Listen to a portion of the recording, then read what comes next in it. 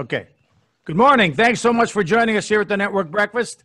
This morning, we're going to have Jeff Hexter talk about business networking. He is our resident networking expert and guru.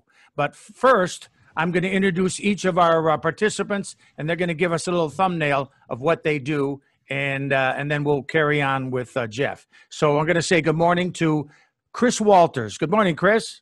Morning, Chris Walters with See-Through Windows. I provide vinyl replacement windows and glass block.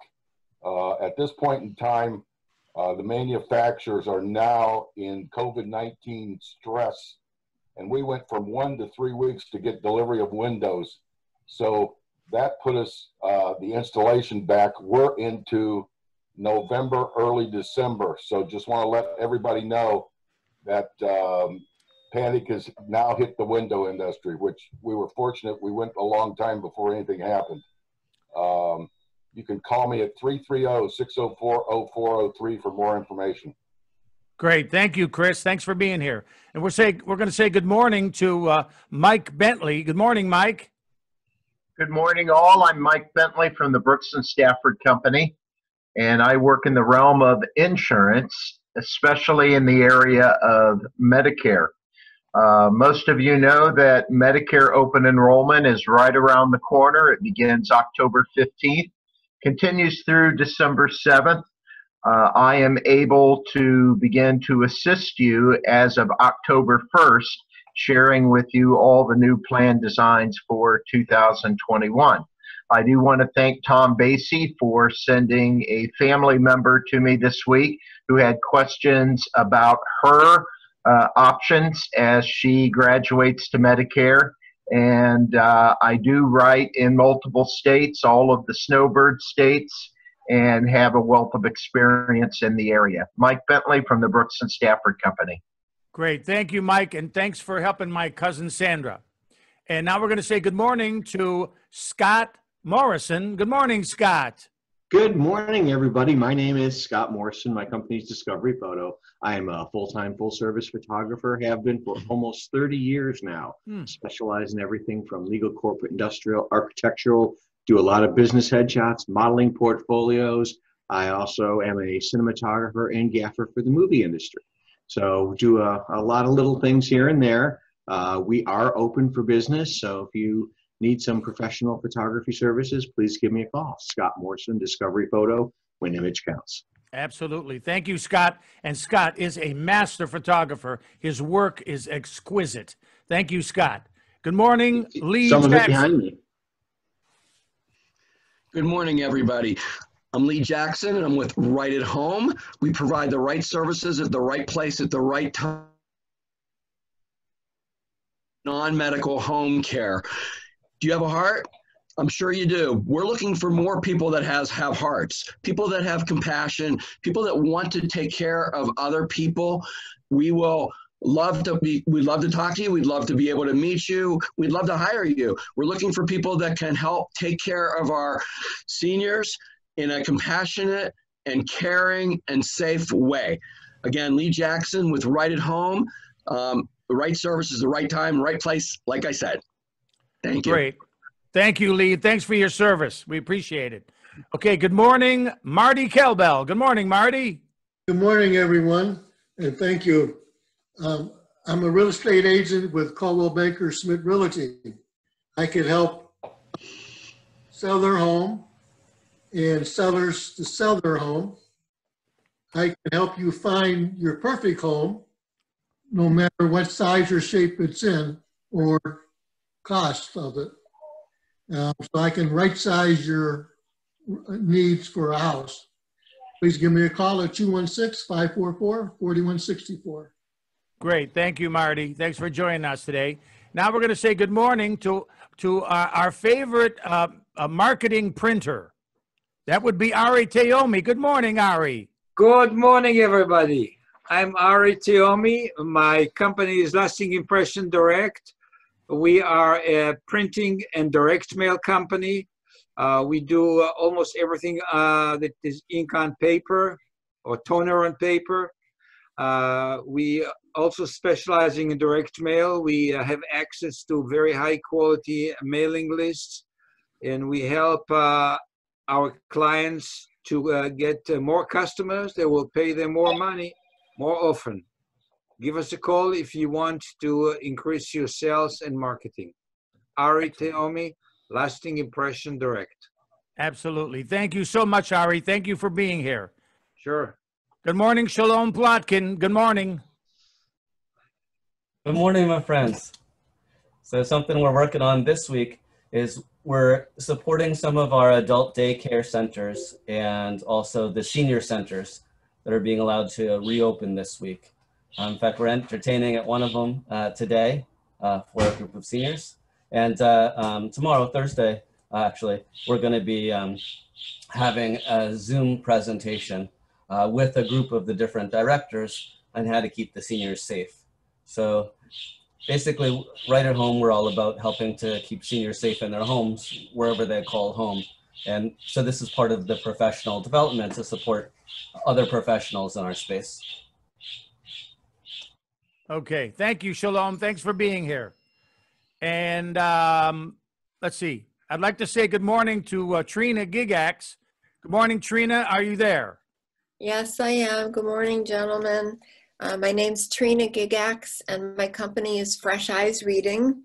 I work with writers of all types, web content, people who do their own presentations, people who write their marketing materials. I review it for clarity and conciseness. There's a saying, write without fear, edit without mercy. So the object of the writer is to just write, get it all down, and have an editor look at it to make sure that it's in the best condition for the reader to grasp the message. So Trina from Fresh Eyes Reading. Thank you so much, Trina. Thanks for being here. And now I'd like to turn the floor over to Jeff Hexter. He's going to give us his presentation on business networking and how to keep that going in times like this. And we've never needed it more. So here's our resident networking guru. That would be Jeff Hexter. Good morning, Jeff. Let's see how well this share screen actually functions. Okay. We're all set on this end. I am trying to share a presentation. Do you see it? Yes. Perfect. Yes. Right. Well, that actually functioned. What do you know? Let's see if I can actually go to the next slide when I try to now. It does. So I entitled this How to Build and Maintain Relationships with Your Network. However, if you see here, I define networking as the process of building and maintaining mutually beneficial referral relationships. And if that's what networking is, then building and maintaining relationships could be considered networking. I actually am going to focus on a specific aspect of that today. And this is assuming you have a network. So if you have a network, you have a group, how do you build the power in that network, make it more valuable to each of the other members, and how do you maintain the connections once you've got that network built? And how do you use a network without actually overusing it or abusing it, wearing it out, offending people? Well, it turns out there's one way to do all of those things, and I call it proper follow-up. The way you build a network is the same way you keep top of mind with people. You share valuable information with them without trying to sell to them. And that's what proper follow-up is all about. This is how you show people that you appreciate them. And appreciation beats promotion every time.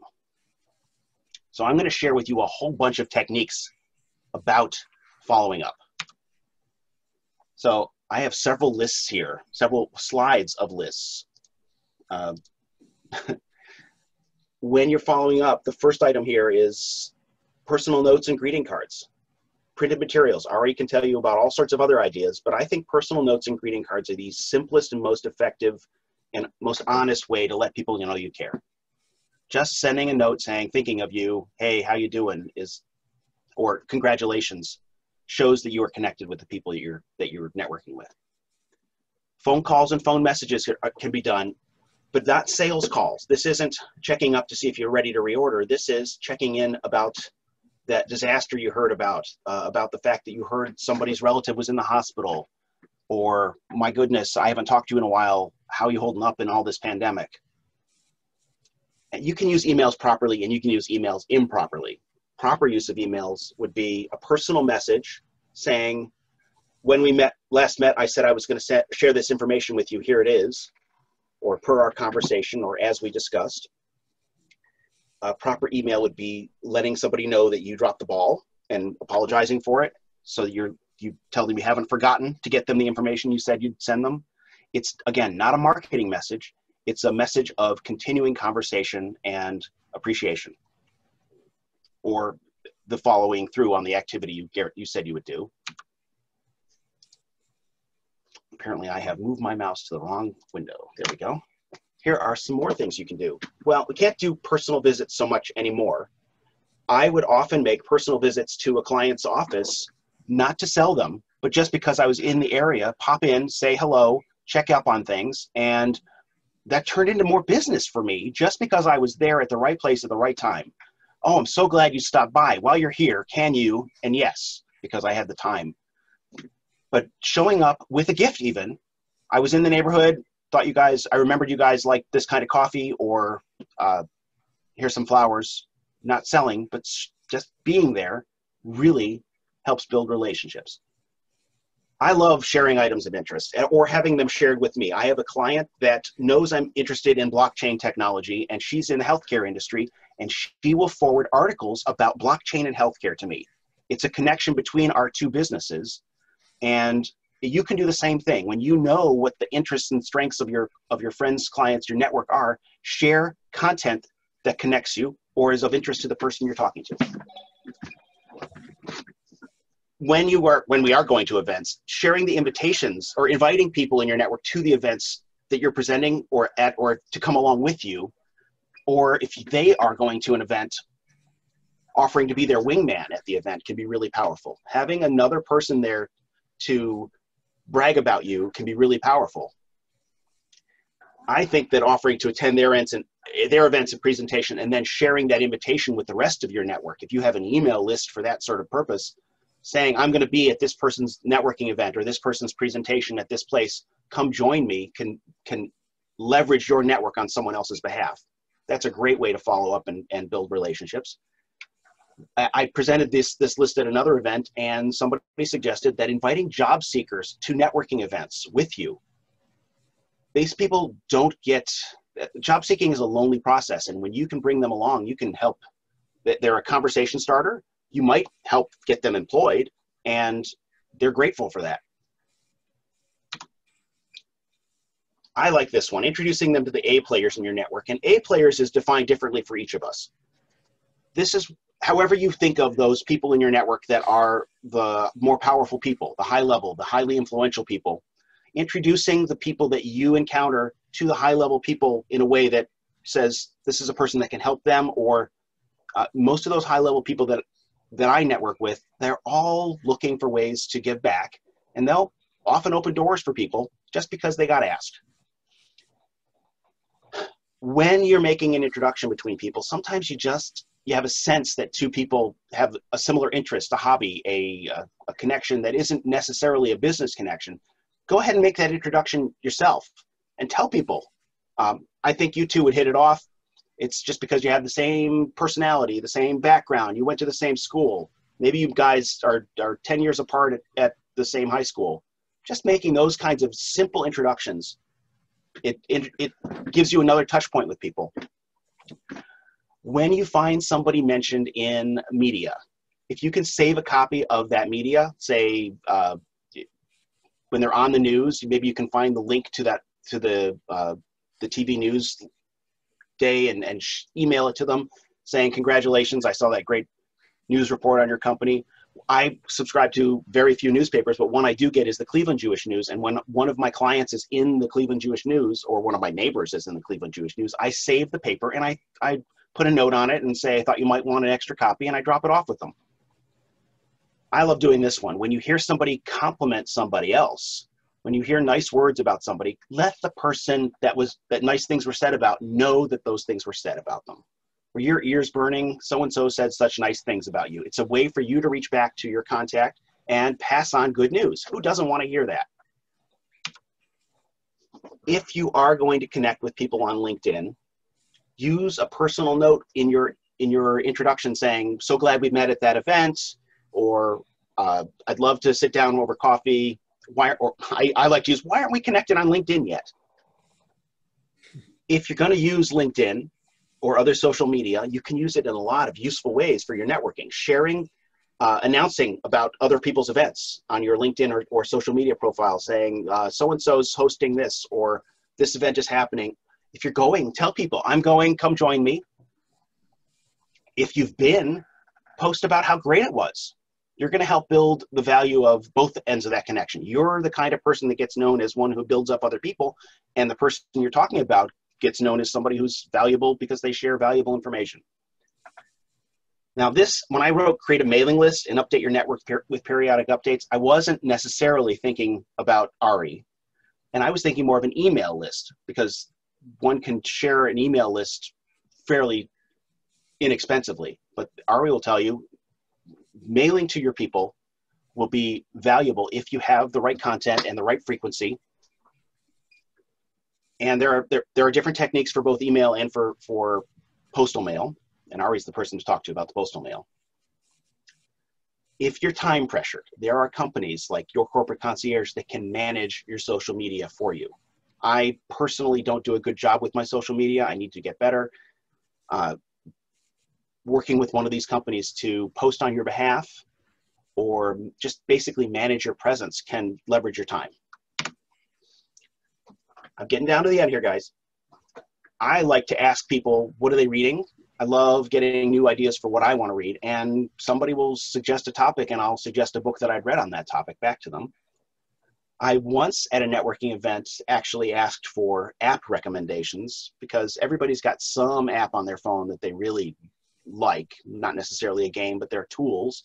And I've learned about some great ones. I think I probably learned about the app Waze years ago from an app recommendation, and that was a great time saver.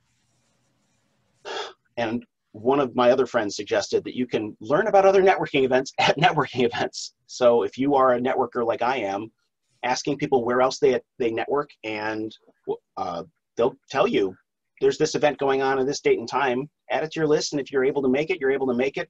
You can leverage your networking all over the country now. Another suggestion that I learned recently was to offer to mentor someone younger than you and bring them to events, introducing them. They're a conversation starter. When you bring somebody younger to a networking event, everybody flocks to them and wants to know, what are they studying, if they're in school, or what their path was to get to where they are. Now, what's the best follow-up? It's actually the one that you use, whatever it is. I would suggest that giving them a referral, which when I first made my list, I actually left off. Giving someone a referral is one of probably the most powerful follow-up. It says you value the relationship. It says you've introduced them to somebody else and you're able to brag about them. You understand what they do, or at least you think you understand what they do. So referring somebody is the best kind of follow-up. But if you do any of these things from this list, if you do 3 of these things, you're probably going to stand out from the crowd, because so few people follow up. Almost no one does this. No one, and very few people do it particularly well. It is never too late to follow up, but if you follow up immediately after you've met somebody, it really shows how seriously you take your networking. It's not like dating. This isn't where you have to wait the right amount of time or you're going to sound needy. This is about finding a way to appreciate somebody right away. And don't be afraid to reach out right after an event and send them a LinkedIn connection and ask what they're up to that you can help them with. That shows that you care. That's what I've got about how to build and maintain your networking, your relationships in your network. It's really just about keeping top of mind, and you do that by following up. So if you want to know more about this, I'm happy to talk about it. If you want this list, I'm happy to share it. And, you know, I learn all this by asking other people, and I take notes from networking, and you can do the same things. Here's how you can reach me. Thanks, Tom. I can't hear you. Thanks, Okay. Jeff. Nice job, Jeff. You're welcome. Thank Good you. job. Absolutely. When you attend other networking meetings, are there others that are as enthusiastically involved as you? Sure. It varies from group to group, but always, yeah, I can always find people who are interested in both growing their networking skills, or at least I can help them grow their skills.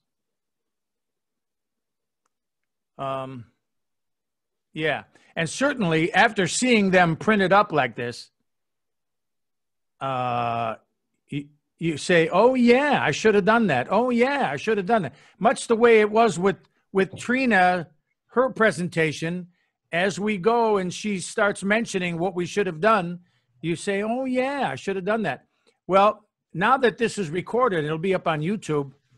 You can recommend that people, if they want to make a list of it, they can stop and start it as much as they like to make sure they get all of those things, and they can pick the 3 that mean the most to them, and they'll stand out in a crowd, as you say.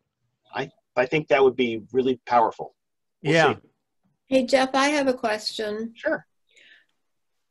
Because obviously you've got a lot of stuff to do. You have your clients, you have your BNI meetings and your network meetings. But with respect to everything you just said, do you block time to do this? I can see if you mentioned what would seem like 20 things you might do in a week, of a note or a call or a follow-up or You mailing can't do all.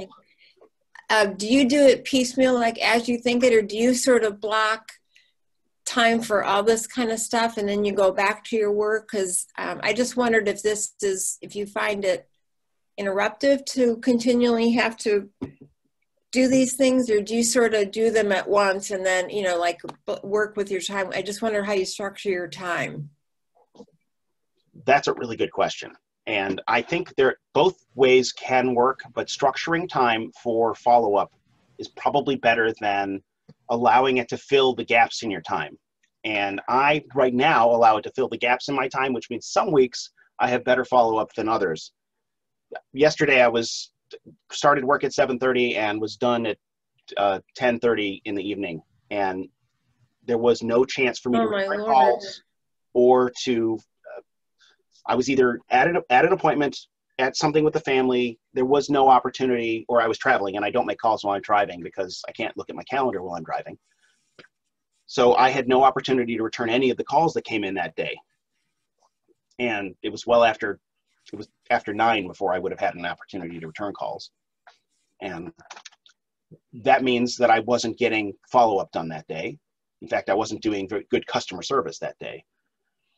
Yeah, I think I can see where this would be good to say, like twice a week or something, or an hour every day you do this kind of stuff and then you go back to your work. Because I think I need to structure it a little better to do this, because I feel like it's interruptive for me to immediately go do something and then go back to what I'm doing, like before you forget it. But I think it doesn't flow as well. The part of the process of my networking is capturing people's contact information. So I'm not taking notes right now about what's going on here, although I did start to take notes about something you said in your commercial. But on my screen, I have literally a text file, a text window open where I can quickly type what somebody said as to jog my memory of something. But if they put their email address in the chat window, I will save the chat window. So I have that information. So I can follow up with an email. Early on my list, I talked about greeting cards and the personal notes. The process of using those is I have to have a mailing address for that address. Sometimes it won't. When somebody gives me, after I do a one-to-one with somebody in person, I haven't done it lately, but I would send them a "thank you for taking the time to meet with me" card. I mean, a handwritten card or a send-out card, greeting card with a note saying thanks.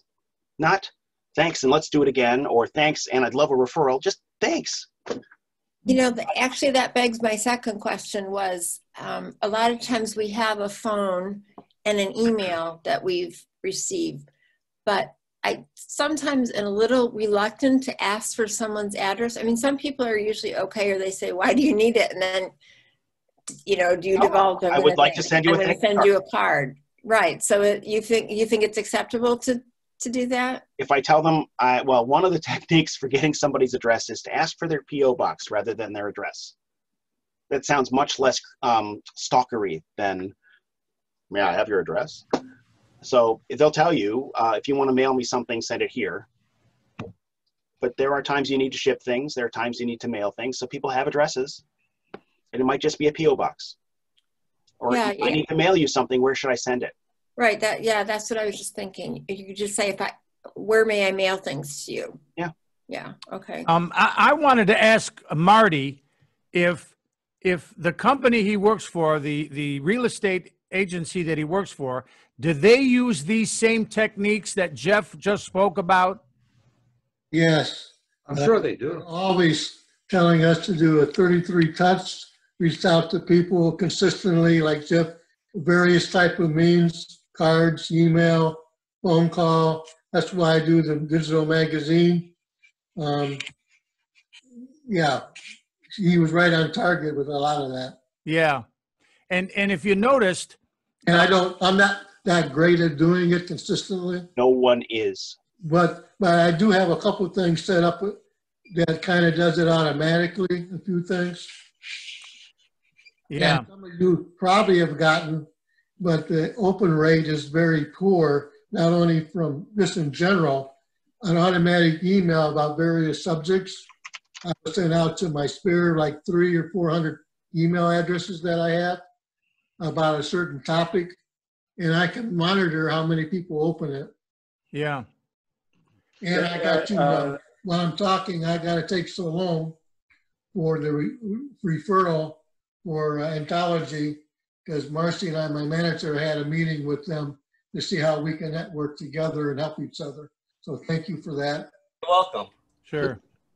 Jeff, I'll share with Jeff something that works for, so in some of our businesses, so Jeff is basically an expert, but he doesn't necessarily have a whole team of people who are backing him up. Right. So something that was helpful for us is hiring people who are better than we are at the different, pieces of what we do.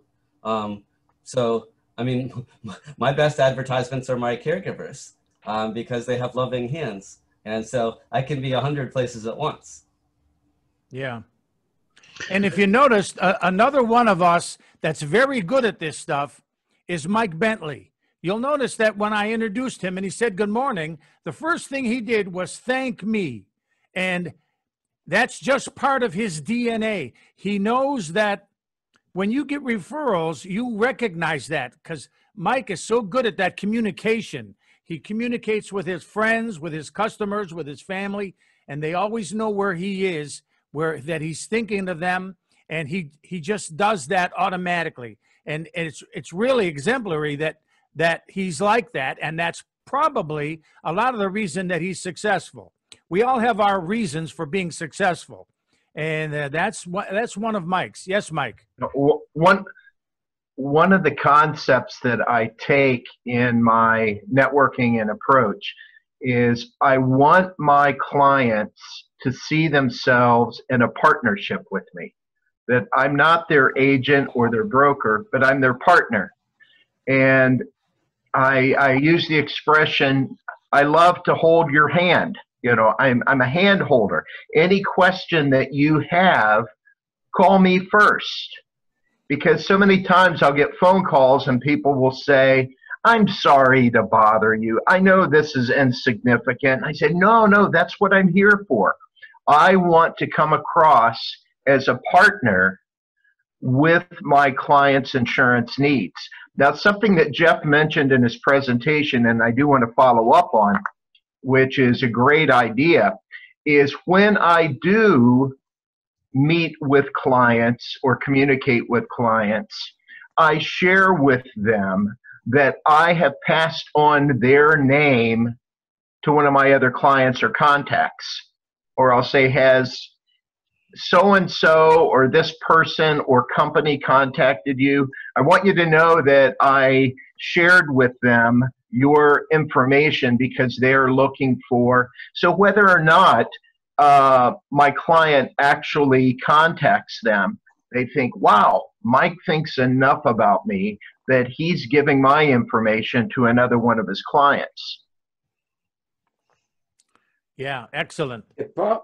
Yeah, you know, partnering is the best thing. But what I find out that, excuse me, in most of my clients, I feel like a partner with, and they do too. But sometimes when you want to be a partner, they think, you know what, you're phony. You just want my business. But in most cases, partnering works. And also, Tom, you asked Jeff if other people in the networking are so excited on the networking as he is. And I think everybody should be, because you go to a networking event to meet people and relationship and get more business. Jeff referred me to one of his networking groups, and someone called me and said, you know what, 6 months ago we met at a meeting, and are you still doing direct mail? I said yes. So this guy did with me about 6 months ago now some direct mail piece, and we are now doing it again with him.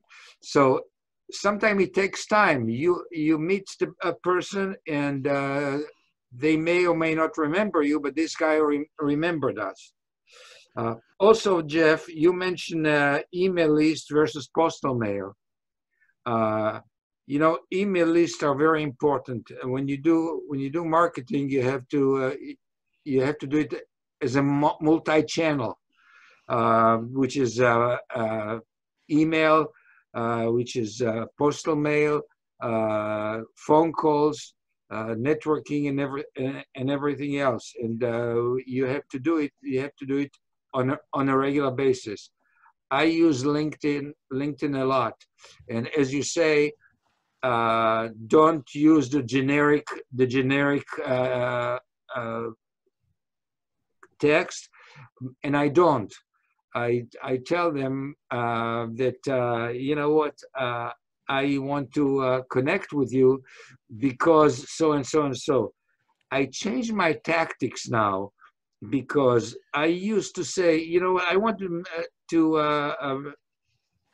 to connect with you because your franchise is very successful.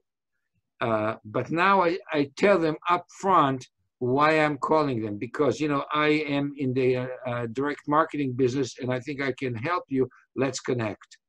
And it seems that it works better than just sending an invitation and then tell them that you can help them.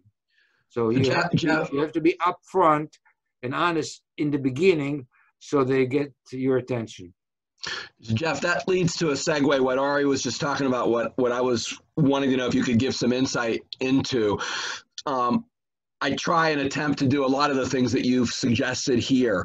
And the question becomes, at what point do you go for the ask? I mean, obviously, you know, you're looking for gratitude, you're looking to appreciate the network, you're looking to add value.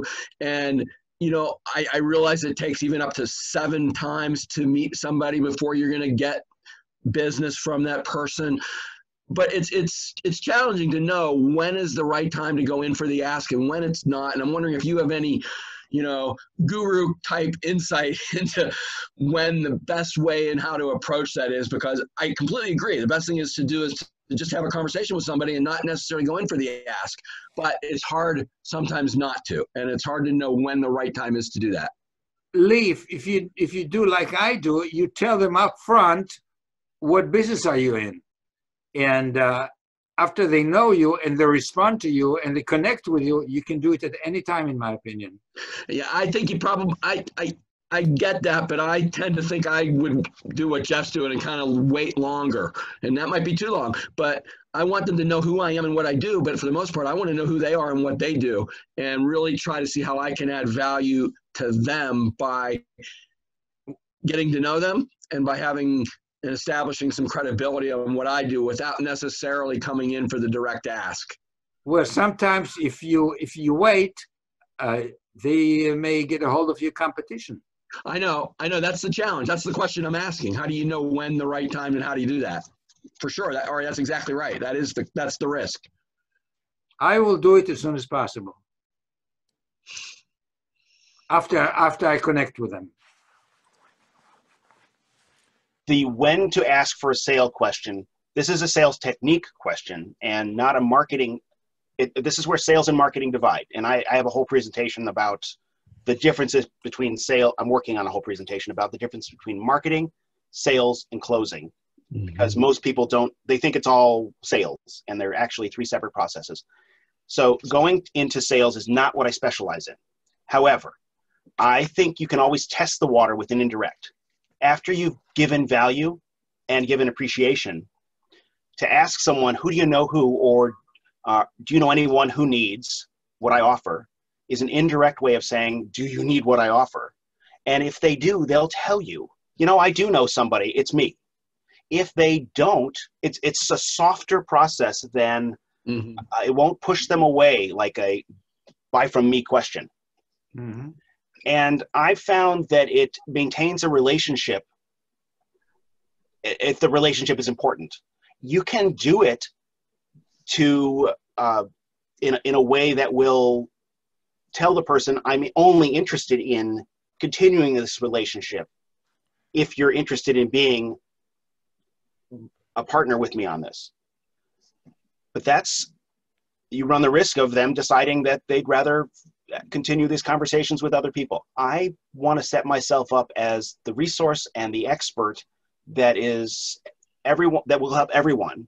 And I don't really care if I get the sale or not. I'm as busy as I can be in my current mode in the current incarnation of my business. And people call me all the time and I can't really keep up with it. So this is working. It's a slower process, but having a lot of people out there that know, like, and trust you and are able to brag about you to other people will get the phone ringing with people who hopefully are the right customers, especially if you're educating them in your networking as to who those right customers are. And you'll be able to pick and choose who you want to work with. And you can refer the ones you don't want to work with you can help them mess up your competition business. Well, Jeff, you're sort of a blend of you do computer and you help people with their computer, but you're also, this networking thing helps you with your computer work. Sure. Well, it's how I build relationships with people who then refer business to me. Yeah. Yeah. So there are some people that they're interested in business and they could even be successful and not be as good at it as you are, but they're better at getting their foot in the door somehow, But what you have done is you have created 2 different avocations. You're a marketing guy, and yet you use those techniques in your, I don't want to say your day job, because you're probably as valuable to all of us as a marketing expert as you are a computer expert. Wouldn't you say? Oh, I'll accept that. Sure. Thanks. That's very kind. I think your businesses I think your parts feed into one another. I mean, I just think it's part of who you are and part of how you created your business. I think the marketing part is just a feeder into both your personality and your joy. So I just think it's all intermingled. Thanks. But I think that everybody's always selling something. Yeah. We're not always properly marketing what we're selling. Maybe I should explain the differences here. Marketing is about creating awareness.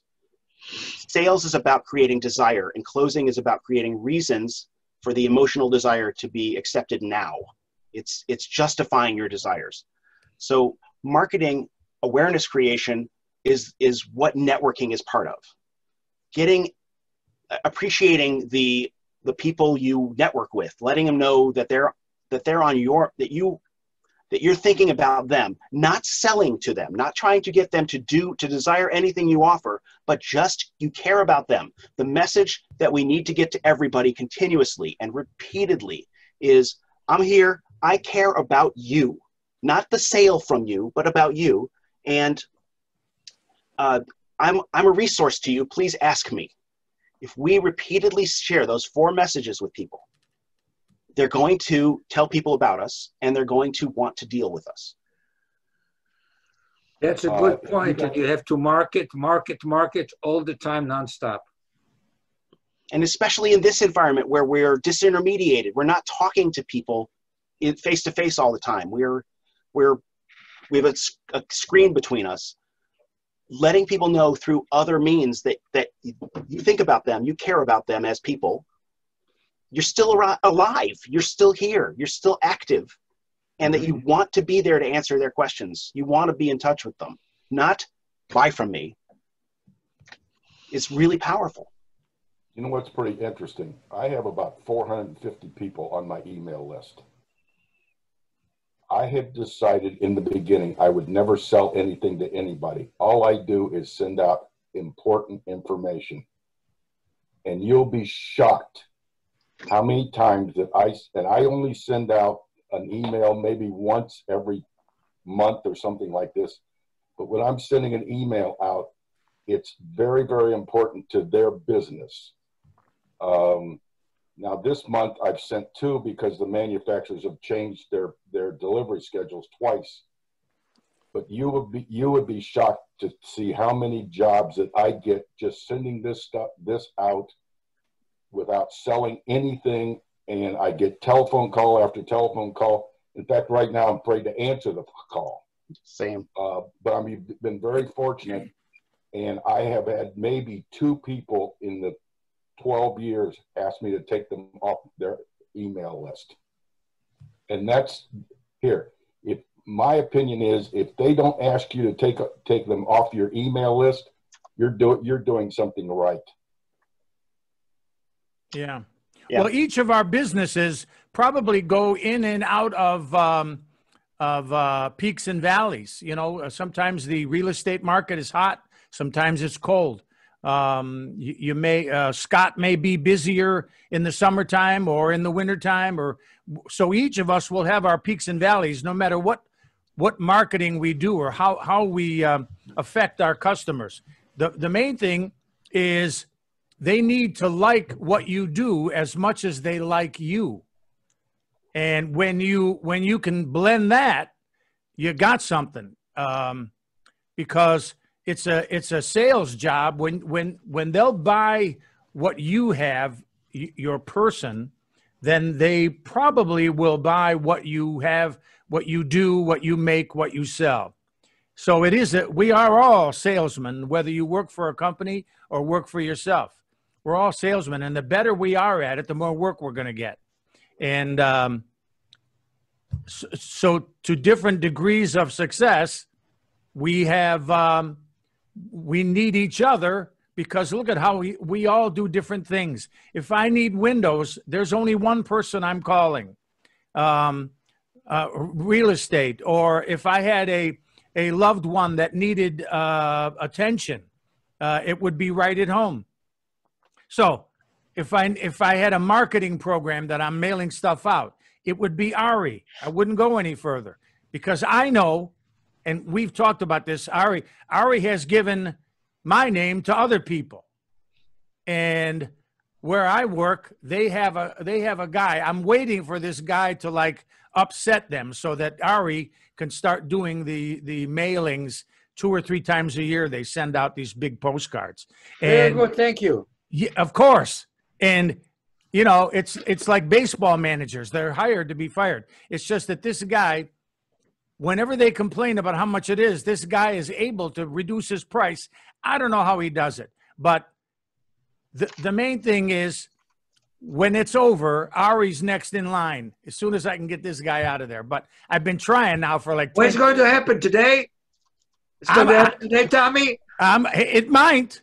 You know, I'll push it. I'm going there now in a few minutes. Okay. And also, our friend, the master photographer, when people have, you know, when I sent a couple of years ago, I sent a friend of mine who was running for mayor, and I sent him to Scott. And if the lighting wasn't right, and the person who took the picture didn't have the eye that he has, he came out looking like he looked like Eisenhower or some general or something. He did a wonderful job, and I was able to take that and put it on these cards and everything. It just fantastic how good Scott is at framing and lighting and getting just the right everything when it has to do with taking pictures. Just wonderful, Scott. So, and here we are in a mutual admiration society. That's part of networking. Really, that is appreciating your network, bragging about your friends. One of my definitions of networking is becoming bragging buddies. It's about building other people up in front of other people.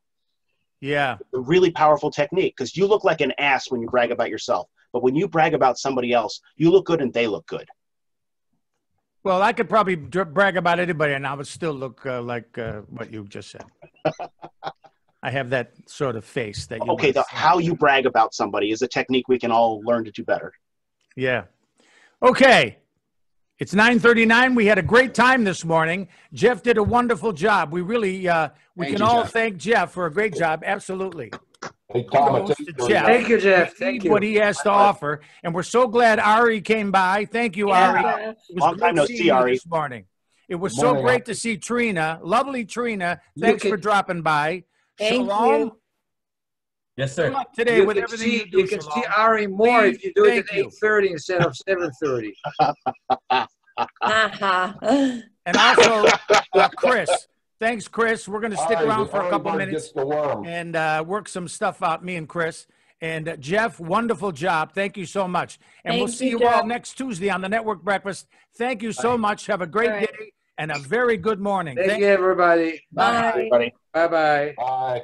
Bye.